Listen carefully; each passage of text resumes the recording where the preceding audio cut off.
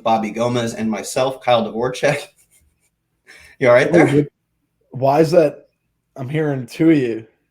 I'm going to blame that one on you. Chat, how do I sound? We don't have anyone in the chat. No. We have 13 people. Don't you disrespect 14 people. If I sound bad, somebody complain. Yeah, somebody says it sound good, so it's your fault. You have bad old man ears. Is it? No, I'm lagging. All right, no, we're fine. I knew I was fine this whole time. All right, we had pretty much, I think we got all of our news that was going to break. I don't think we're missing anything, so we can hop into the first game I have on the list. Jets versus Dolphins. I have heard smart people say that this game is worth looking into, running like two player stacks. And for me, I don't know. I guess the totals come up 42.5. It's at least in consideration now. But like it's the same thing we saw with Washington, Miami, is that like I don't care how bad defenses are. If the offenses suck, I don't care. So I guess like that's where I lead into this game. It's really hard to get more interested than like one-offs of Le'Veon Bell or Robbie Anderson for me. Yeah, I feel like a lot of people are just touting this game because it's the only game to tout. Yeah, like it's the only sneaky game. Yeah, you have to find a sneaky game. You can't just tout the best games. But this is not the sneaky game I'm looking to. Like, not even close, honestly. This is like the worst slate I've ever seen. I get Preston Williams. I get Mark Walton. I get Fitzpatrick. I get Darnold. Jets are a little priced up, but I don't know. Not really interested in too many. I feel like a lot of sharper guys are going to be on this game, and when I'm playing, I want to just find other routes. Yeah, no, I couldn't agree more. Like Le'Veon Bell projects as a good value, but honestly, like he hasn't gotten there in the receiving game in recent weeks. Their offense is bad. And I don't care how bad the Miami defense is. Like if you're not a good offense, it doesn't matter. So yeah, outside of that, I think Robbie Anderson is like air yards world champion is fine.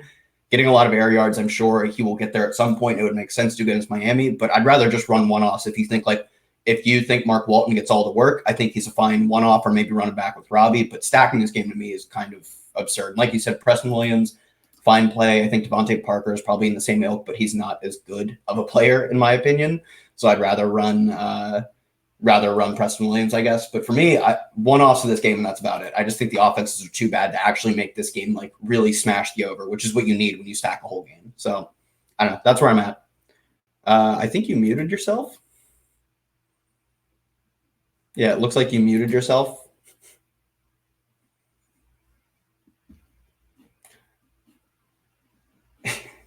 Bobby, I'll text him. Bobby has muted himself. Bobby, you muted yourself.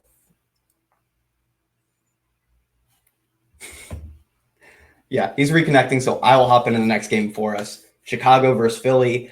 I at the beginning of the week at the price of, I want to say right around 5K, Chicago Bears quarterback Mitch Trubisky sounded like a good play, and I still think he's a fine play, but the game total in this game has come down 3 points from 44 to 41. So at that point, it's a lot harder for me to stack this game. I still think Trubisky I think he had 3 Millie Maker winning lineups appear. Go ahead and say something, Bobby. Yeah, can you hear me? Yep, you're back. I jumped into Chicago versus Philly. Your game. Yeah, I mean the 3-point total or the 3-point movement in the total though really does like hamper my necessity to stack this game. But I do think there was a Philly beat, or I don't know, whatever. I would assume it was a beat reporter that said they expect Deshaun Jackson to get a pretty solid workload, like not just running out as a decoy to help underneath players. Like he is going to go out there. So at that point, I'm more interested in stacking this game a little bit, at least from the Eagles side. I'm fine running it back with anyone from the Eagles side. And Trubisky last year, I think, had 3 times he made the Millie Maker winning lineup. He's a guy who has these like dynamic outlier performances, even if he's not a good quarterback. And honestly, last year, he wasn't that good of a quarterback either. It was just he had the peaks. This year, he hasn't had the peaks. So it's not like incredibly different from what we saw last year. It's been all valley and no mountaintops this year. So I'd like running him back with probably Allen Robinson and one of Taylor Gabriel, Tariq Cohen, or Anthony Miller, because they're all incredibly cheap and you have to pay up for Allen Robinson. And I'm fine with running it back with like Zach Ertz or Deshaun Jackson. I'm probably completely off Go Dirt because we saw early in the season, like weeks 1 and 2, he didn't get a ton of run. Unsurprisingly, those were Deshaun Jackson's 2 healthy weeks. And this is exactly what we saw last year as well. When they got Golden Tate, Go Dirt moved out of the lineup. Basically, when they have the ability to run like heavy receiver sets, they're comfortable taking Go Dirt out. I don't know why, because he's awesome, but that's what they've shown last year. They showed it this year. So I think Go Dirt's value goes like significantly down when basically they have competent receivers in the lineup.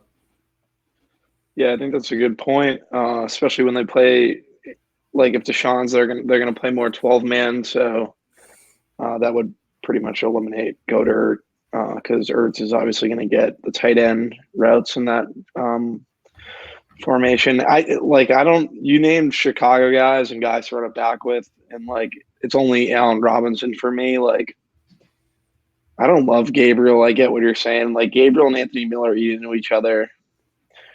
This is another game where I'm just like, I don't know. I feel like there's more leverage in the Miami game, but I just can't figure out what the leverage is. Chicago, Philly, I'm not in love with a ton of it. Jordan Howard, I don't want to play him, obviously. Carson Wentz, like him with Ertz, but Carson Wentz is at 5,700. I like the Eagles. So I get why people are on Chicago because the Eagles funnel to the pass. Allen Robinson would be my favorite play on Chicago, but I don't know. I'm just not too enthused with this game. Yeah, I don't blame you. Vegas I have great takes. You have good takes on this game. I mean, the total has moved down 3 points. Vegas would say they agree with you in the total or in the game, just not too enthusing. Next game, sort of exciting. We've got a free square. Jalen Samuels and the Pittsburgh Steelers are 1 point favorites. The total's moved down 2 points, but for Jalen Samuels, he's 4K getting the entirety of the workload. Like he's not even it would be one thing I'd consider basically pivoting off of him if they had Benny Snell in on the off chance that Snell just got the one touchdown they score or whatever. But really, he's getting it's like Latavius Murray, where you just know because of the roster they have that he is going to get 100% of the work. So I'm going 100% locking Jalen Samuels in tournaments, and obviously he's your cash game square. You have some good takes on the Indy side, which is especially poignant in tournaments because running just like alone Jalen Samuels in this game is going to be pretty much everyone's strategy. Like I don't see many people, if any, stacking this game. So running it back with Indy players is probably how you get unique Jalen Samuels build. So why don't you talk about those guys? Yeah, so 3-man stacks for an offense, I think, are becoming pretty prevalent in builds and a lot of high-end builds that we see in terms of like how people are finishing or game stacks for that matter, 4-man game stacks, QB, secondary receiver, and a guy on the other side and maybe a tight end. So for me, Doyle's going to be really popular, but I think Eric Ebron has a ton of touchdown equity and leverage situationally here with how Pittsburgh defends versus the run with Marlon Mack. So when they get in the red zone, I think there's a lot of TD equity for Ebron for that reason. So I like pivoting to Ebron in lineups that I have Samuels just to kind of differentiate. Also, Pascal is someone who's people aren't going to want to play Brissett and Pascal. They're just not good. They're not good fantasy plays. But when you condense the usage, at 4,100, I don't hate this for a 3-man stack. Brissett, Pascal, and then pivoting from Doyle to Ebron in Samuel lineups to differentiate yourself. That would be one of my I think one way you could definitely get different.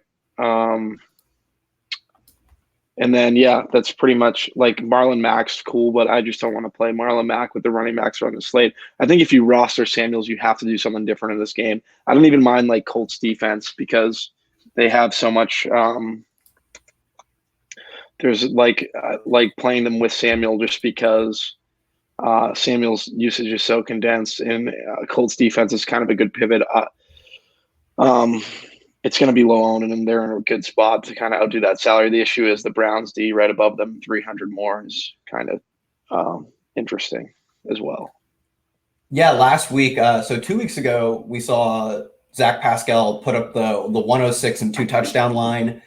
Didn't play a ton of snaps. Charger. Yeah, go for it. I'll keep talking. Sorry about that. So we saw Pascal just absolutely pop off 7 targets, caught 6 of them, 106 and 2 touchdowns.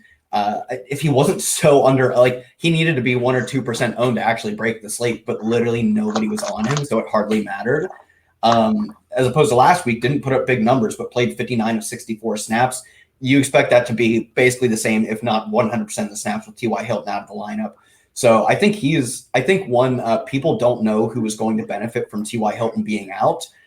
So for that reason, we're going to see low ownership across the board on Colts wide receivers. Like you expect when the wide receiver one goes out that the next guy up gets pretty high owned. I don't expect that to be the case with Pascal. So I think he's actually a really good play just by the increased volume and like not really increased ownership at all in terms of I don't think anyone's going to gravitate to any Colts wide receiving options because none of them really replicate what Hill does. But I think you just expect them to throw lower A-dot passes, and that would probably be Pascal. So honestly, like Chester Rogers has the better matchup than Pascal, but like getting me to play Chester Rogers, you're gonna, like I wouldn't play him with your money, so I'm not gonna play Chester Rogers. I'd rather play Paris Campbell. I don't even know. I'd rather play an unhealthy Paris Campbell. He might not even play today. I don't know. See if he's another, that's just another reason to maybe play Pascal. I have no clue what his health status is. I'd just rather play literally not playing completely out Paris Campbell than choke up and play Chester Rogers. Yeah, I get you. All right. Next game, we have Washington versus Buffalo, 37-point total. Buffalo, 11-point favorites. At 13 implied team total, I'm not playing a single Washington player. Like at that point, Vegas is telling you your upside for any given player is 1 touchdown. If this game basically stays close to what Vegas expects, like Adrian Peterson is a good points per dollar play, but he's like, he has to hit the 100-yard bonus. He has to get the 1 touchdown they score. And even then his ceiling is roughly 20 some points, like 20 on the dot, basically. Yeah. I don't know what the right play would be situationally I would just play Bills D in this game. This slate is miserable, dude. There's no like pivot. Yeah. I was thinking McLaurin. Maybe you could get away with McLaurin. Yeah, I think you could probably get away with McLaurin because his upside is basically the same, but with receptions involved, with like 6 or 7 receptions at least. So at that point, it's much more enticing, regardless of, I'm sure he's priced up much more. But do you know what the weather's supposed to be like in this game? Because if it's like, I know a lot of the East Coast games are having bad weather, at least like windy weather. Yeah, I have to check weather, dude. That kind of caught me by surprise last week. Shouldn't do that. All of the East Coast games are having like high wind. It's really bad weather in Buffalo. That's what I thought. Yeah, 15 to 20 mile an hour winds. Yeah, like gusts closer to 30 miles an hour. Jesus like Christ, why? We don't want to play McLaurin. Never mind. I was going to say John Brown too, but in the Jets Miami game, like could be some heavy rain. Yeah, I don't know. I don't really if people are on that game, like I like the running game as a pivot off Jalen Samuel, but like I don't know, only Justin's pivoting off Jalen Samuels today. Yeah, I think that's the thing is I don't like it'd be like saying last week or the week before, like, what are we gonna do to pivot off Latavius Murray? Like he was in every single of the best lineups for the past 2 weeks. Like there's fun, it's good chalk. Like that's the whole point. So he doesn't get that concept. Like you like good plays, you play them in tournaments. Yeah, like it's the Peter Overzet's chalkitis or whatever. Did you see that? Yeah. No, there is good chalk. Jalen Samuel's absolutely just the best of chalk. I'm given the weather because I think like rain does not really have like a measurable effect on quarterback play. Just like empirically, it has not in the past. Wind doesn't up to like 10 or 15 miles an hour, but the high like after like really high winds actually does have like a measurable impact. So probably off John Brown, off Terry McLaurin, which sucks. Just keep ruling out players from my field. Yeah, I'm with you. All right, next game. I think we actually both will have some interest in this. It's Carolina versus Tennessee. Carolina 3.5-point favorites, but the total has moved up 1.5 since opening.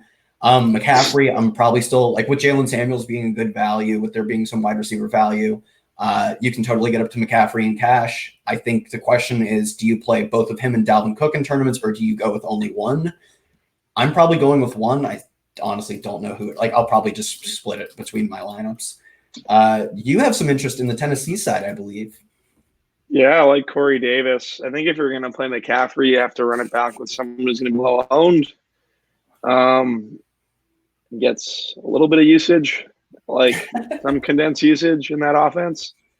He's not going to be owned after last week, where he completely busted so long with like the whole Tennessee offense.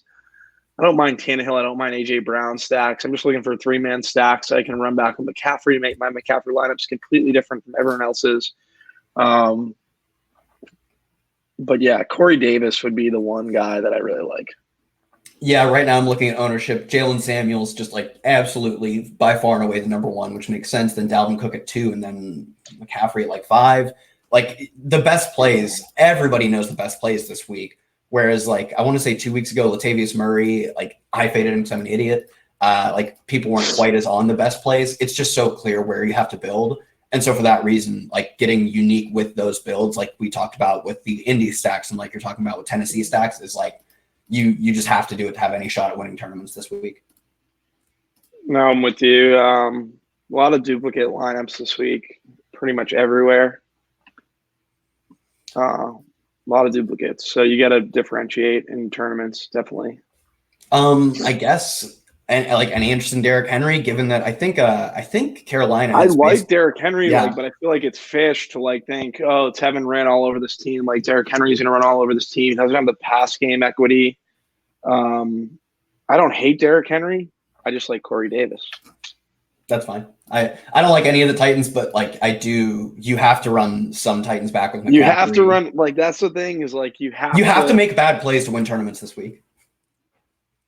I don't know if they're bad plays if they may help you win tournaments. I don't think Corey Davis is a bad play. I think you have to run bad range. Projection. You're going to have to win a tournament this week, right?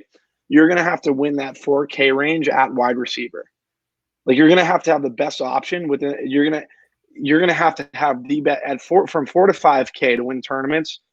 That's where whoever has the right guys in that like pretty much in terms of low ownership and points, whoever has the best receiver out of that group is going to win tournaments this week. Yes, that's because I think builds are going to be similar, but that's where you're going to get. That's where you can get a little different. All right, let's hop into our next game. We have Kansas City versus the Vikings. KC 3.5-point home dogs versus the Vikings, 46.5-point total. Mahomes not expected to play. Actives won't be released till 11:30, but he's not playing. So for me, I don't know, it probably rules out most of the Chiefs, but I guess there's an argument that I think Tyreek Hill at least had one good game, if not two. Travis Kelce caught one of his very few touchdowns this season. Like you can still get touchdowns on this team. It's just there aren't as many of them. You can't stack Chiefs, but I still think you can run one-offs. So that leads me to, I guess, I would start with Travis Kelce because people are going to be paying up at receiver, whereas nobody's paying all the way up at tight end. Like we've said with other plays, like not the best points per dollar projection given his very nice 6,900 price. But if he gets in the end zone once or twice, like hits the 100-yard bonus, like you will have one of the more unique lineups with a great play. So I don't know. That's where I'd start off with this game. Yeah, I like Sammy Watkins a bunch. And I don't mind rostering with Matt Moore. I think that Tyreek's going to be on Xavier Rhodes. Some targets will be funneled to the slot position where Sammy Watkins will be. Has a pretty decent matchup. He's another guy between the 4 and 5K range. I think it's going to come in pretty low owned in a pretty good spot. Could go overlooked. I like Kelce as well. I hate Sammy Watkins. Like first show of the year, like do not play Sammy Watkins and 70-yard touchdown. I don't like to play him, but I don't like the slate and I don't have many other options. So I think I'm going to have a little Sammy Watkins today.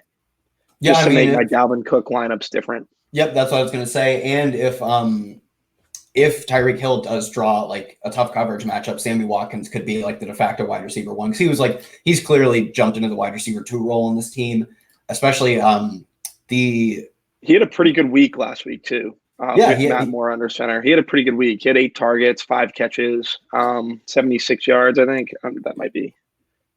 I get to check that. I know the 8.5 is right. I just don't know the yardage. But 45 yards. I wish it was 76. That's all right. He almost got 10 points. That was pretty sweet. But another thing is the Vikings, their opponents, I think, are 3rd in pass attempts per game, probably because their offense is great.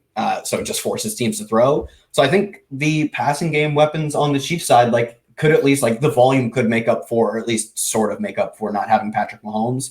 Nothing really makes up for not having Patrick Mahomes, but in terms of their projections, they might get a little more volume than we think. So I think running them back with a Watkins or Kelce potentially Outside of that, I guess Tyreek Hill is always in play, but for me, I think there's just better value at his price range where like Watkins is in where you have to win. So that's probably where I'd go is those two players. And then Dalvin Cook, like one of the other like pretty much cash game locks for me. And in tournaments, it's do I play him or McCaffrey or both? I'll probably just be playing one for the most part. Yeah, no, I get that. Yeah, Dalvin, I don't mind him. Definitely want to play him. He's a good player, good at football. 9,500. If Mahomes had played, I don't think I would have been as bullish on Dalvin. But with Matt Moore, I think I'm definitely bullish on Dalvin. Yeah. All right. Next game, unless you have anything else, we can go to Seattle versus Tampa Bay. Opened 6.5 point favorites for Seattle. That has moved down to 5, which is interesting because Tampa Bay on the road with James Winston. People are betting for that, but the more interesting thing is the total moved down from 53 to I want to say 50.5, and then there's been a good bit of reverse line movement back up to 52. So at that point, like I guess I would start off with the Tampa Bay passing game because it seems as though only one of Mike Evans or Chris Godwin will ever go off. But in a game with a 52 total, they are road dogs. Like this is probably the game they could end up passing the most this season in this game. And at that point, are you double stacking Mike Evans and Chris Godwin, despite the fact that I don't think they've gone off in the same game this year. Even like they've been complete opposites this year, like one of the most negative correlated receiving duos.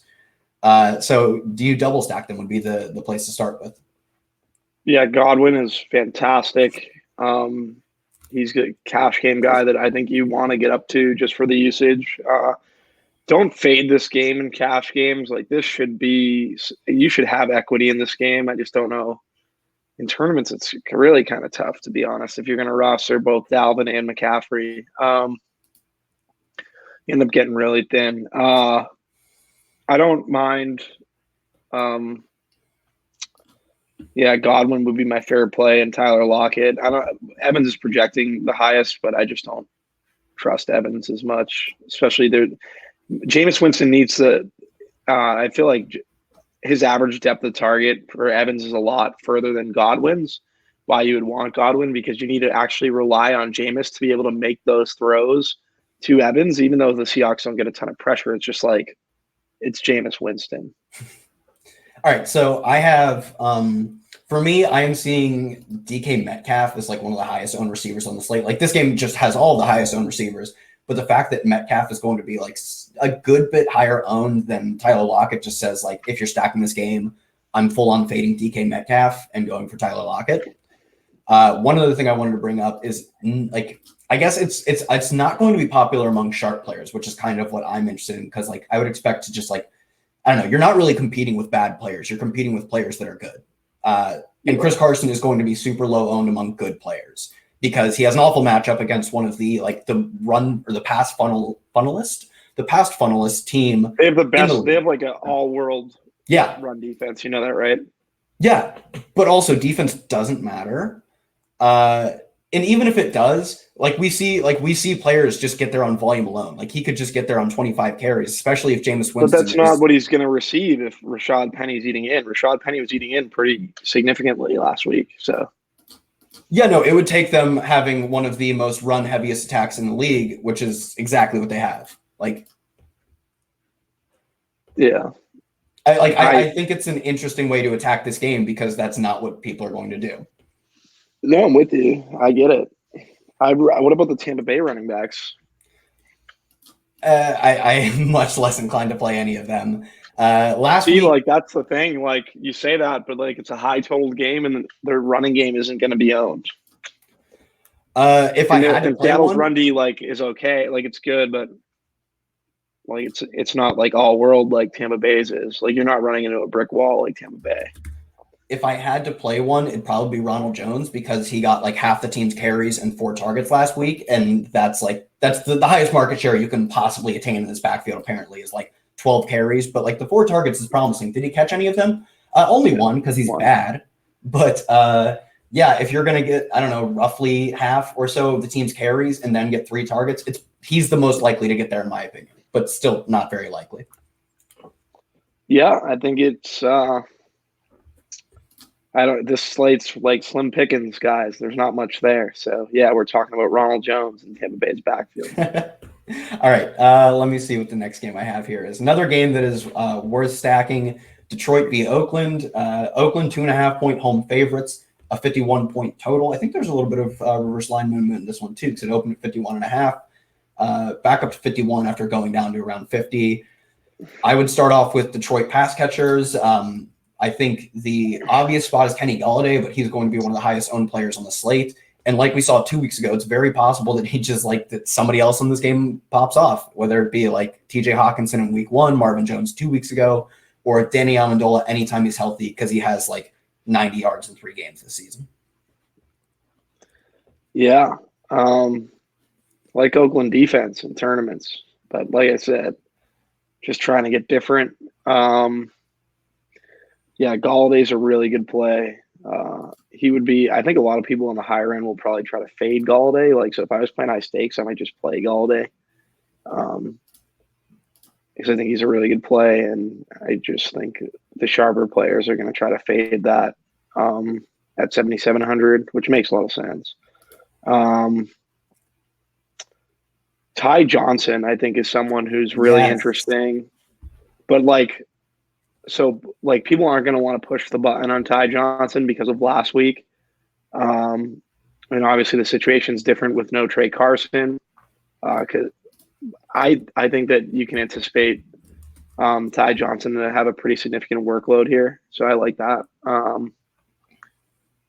Paul Perkins was signed yesterday. That's something that we should note.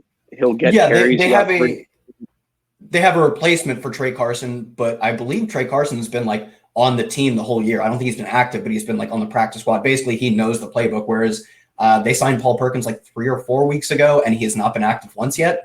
And they released him. Yeah, exactly. They signed him, then released him, and they signed him again once Trey Carson got hurt. So it is very difficult for me to think that he cuts into Ty Johnson's work like we saw Trey Carson. I just don't know what to do with Ty Johnson. I don't want to run it back with anyone on Oakland outside of Tyrell Williams. Oakland has a 26 implied team total. That should be noted. That's pretty good.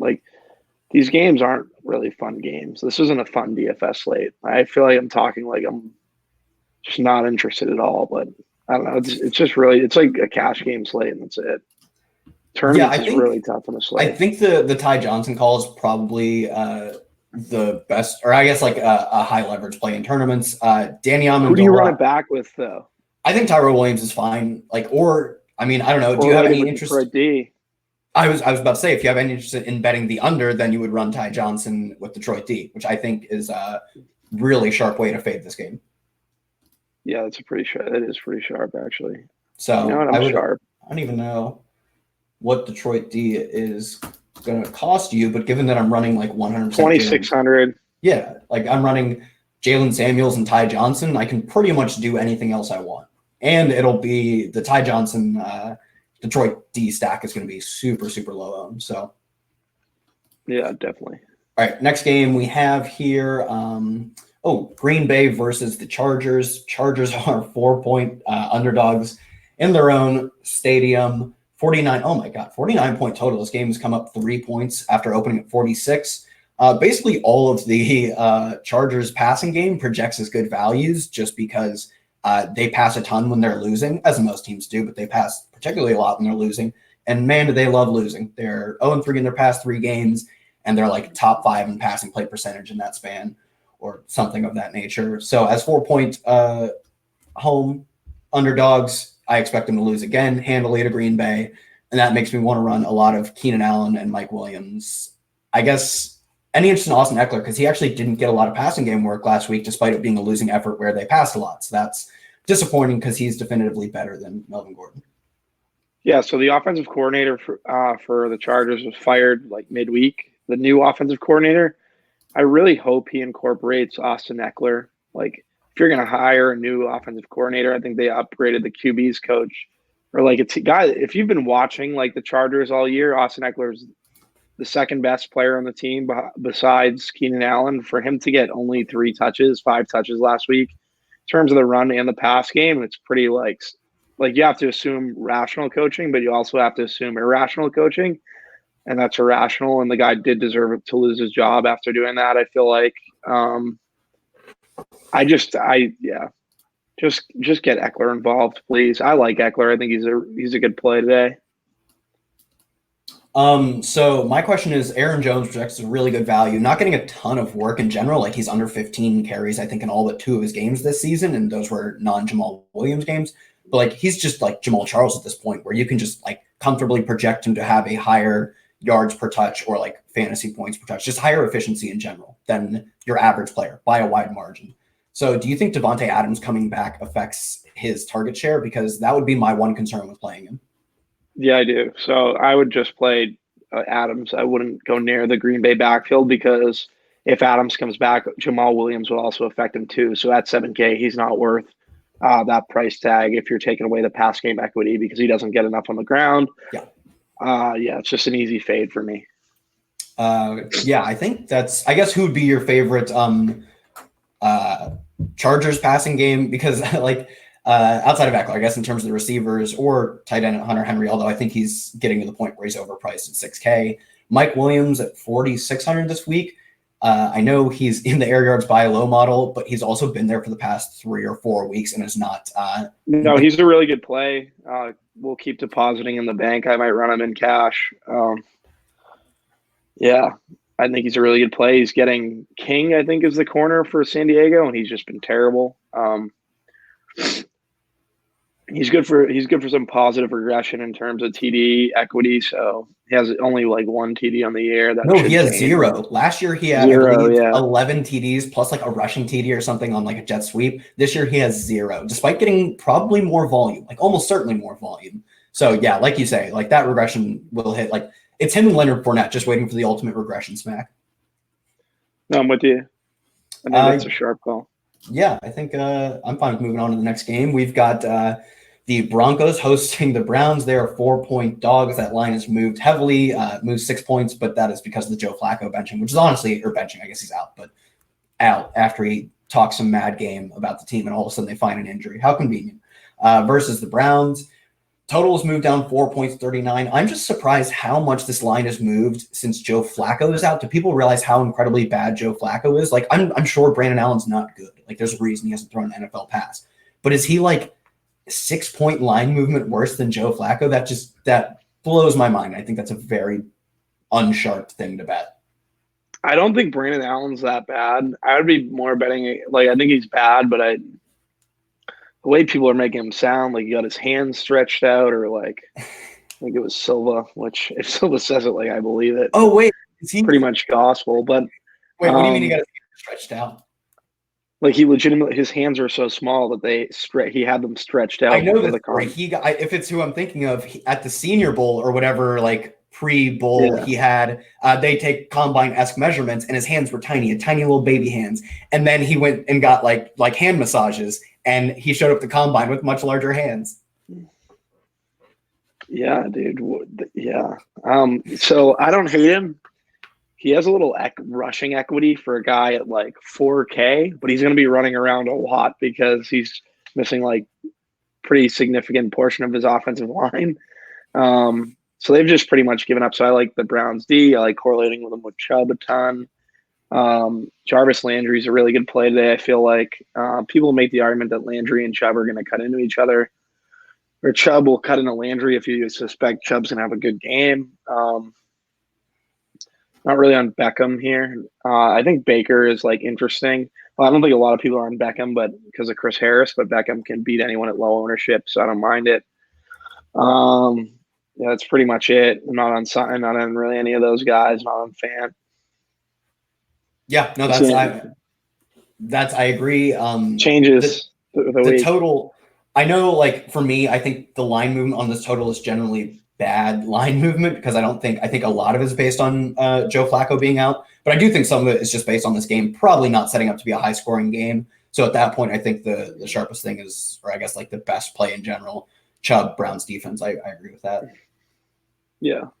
And I think it's fine to run one-offs. If you're not running Browns defense, it's fine to run one-offs of like a Cortland Sutton or a Fant just because they get there on volume alone. But like it's not a game I'm running like multiple receivers in really. I think one running back, one receiver is fine, and stack other games in your lineup. Yeah, I'm with you. All right, I think we have some questions here in the question section. Flex spot, full PPR, Evan Ingram or Hollywood Brown. I'd probably be running Evan Ingram. I just can't imagine running anybody into the Patriots defense at this point. Yeah, Evan Ingram. In cash, Chubb or Lev Bell on FanDuel. Le'Veon Bell is so cheap on FanDuel. He's like $7K flat, and he's 7,700 on DraftKings. I don't know what Chubb's price is, though. 7K flat. Like, he's 700 cheaper on FanDuel than he is on DraftKings. That's wild. I think Le'Veon Bell's a lock on FanDuel and cash. Yeah, I'd imagine so. Yeah. I have him locked in cash. Yeah, I think his price is just so funny cheap. Like, it's weird how different the plays can be on the two sites at that point. Stafford instead of Watson playing in London. This probably a little late for this one. To be fair, we started at 9. This could have already happened. Yeah, daylight savings time. Yeah, that's probably the problem. Fitzpatrick or Moore for cash QB. I'd probably be running Moore because his weapons are better, and the defense he plays is a good defense, but they also force other quarterbacks to score. Whereas Fitzpatrick, like in cash, I can't imagine playing quarterback who could actually get benched. Like, I know it doesn't seem awfully likely, but he has more of a chance of getting benched than Moore does. I'm with you. Carr or Stafford in cash on FanDuel. You probably know this better than I do. Do you know what their prices are on FD? I would just play Wilson in cash on FanDuel. Perfect. Sit start Carson Wentz or Dak. Almost certainly Dak. Yeah, I don't know why you wouldn't start Dak. I like Deshaun Jackson coming back, but it doesn't make I get Dak. Definitely Dak. Yeah, it just doesn't make that incredibly much of a difference to play Wentz, who struggled all season, to just put up like big fantasy point games, as opposed to Dak, who's been the like MVP caliber quarterback in terms of efficiency. All right, a few more questions in the actual chat. Pick 2 of Devontae Adams, Mike Williams, Sammy Watkins, or Michael Gallup. Do you want to start with this one? Because this is actually a tough one. I'd probably play Devontae Adams as long as he's healthy. I guess, I don't know, healthy is questionable, but as long as he's playing, definitely Devontae Adams. So for me, it's pick 1 of Gallup, Williams, and Watkins. Even in season long, I typically tend to try and correlate my lineups with start-sit decisions. So maybe Mike Williams for me. Yeah, Mike Williams. It's just a higher floor play. Yeah, also his volume floor is pretty hilarious, given like he's underperformed his ceiling. Like, he should have so many more ceiling games, but he still has like all the floor games, which is kind of funny for him. All right, that is the end of our questions. I just have to message back Jess the group chat. Yeah. Chalkitis. Oh yeah, just send the video of the chalkitis. Yeah, I think that's all of our questions. If nobody else has any more questions, everyone. Can you just tout fantasy football and not be good at fantasy football? You'd be surprised. Oh wait, a lot of people do that. Yeah. You need to spend more time on Twitter then, because if you just scroll through your timeline for 5 minutes, you'd find out. Holy shit. Holy shit. All right, that is a bunch of thanks in the chats. Everybody, thank you guys for tuning in. I guess that's the end. What a short, ugly slate, but good cash game slate, because it feels this is the worst. I've been playing DFS for a good 5 years now. And I think I've said this like a couple times. This is probably the worst slate I've ever seen. I haven't looked ahead to next week, but if this week is that bad, there are 2 more buys next week. We might be doing the exact same thing. It's not even that. It's just like DK pricing is like ridiculous. Yeah, DK pricing there's actually got no pretty wiggle tough. room. There's no wiggle room at all. Like pivots aren't like the pricing goes away against how you want to build your lineups, especially Also, like correlating in tournaments. Low amount of games, so many bad game totals. Pricing is, the pricing was pretty tough this week. But pricing's atrocious. Like I've never seen it like this bad. Like, but I feel like you have to like if you don't price CMC up. Yeah, it's the pricing is it's good. It's, like, it's correct. Yeah, it's correct. That's why we don't like it. It's correct. It's extremely efficient. No, I don't hate it. It's just like it's like you're gonna have to win the 4 to 5K receiver range to make any money on the slate. Yeah, but I'd say typically when things get more difficult, whether it be the games we have, whether it be the pricing or whatever, good players probably prevail in those. Like the harder things are, the better good players do. You would in cash like. It's in cash, like but like in tournaments, it's just there's no Like it's going to be like some wacky tournament play that wins the slate. That's what's kind of like a best 4 to 5K wide receiver option. I think in tournaments, Corey Davis and I like Watkins. In cash games, it's Mike Williams and it's Jarvis Landry. Yeah, I'd say that pretty much sums it up well, and that correlates with ownership, where the first two guys super low owned, or at least if you said Corey Davis and who else, low Watkins. owned. Yeah, Watkins much lower owned than like we have. I see Mike Williams and Jarvis Landry as being some of the highest owned plays of the slate. So And I think and the only reason I like them is because they correlate with McCaffrey and Dalvin, who I can't get off. Yeah, I think that's a good place to end on, because that's where the slate is going to be won or lost. So for myself, at Kyle Tweets here, for Bobby Gomes, at Bobby Gomes DFS. Everybody, thanks for tuning in, and you can check us out on Wednesday at 8:15 Eastern, I think. Yeah, that sounds right. Yep. All right, we'll see you then.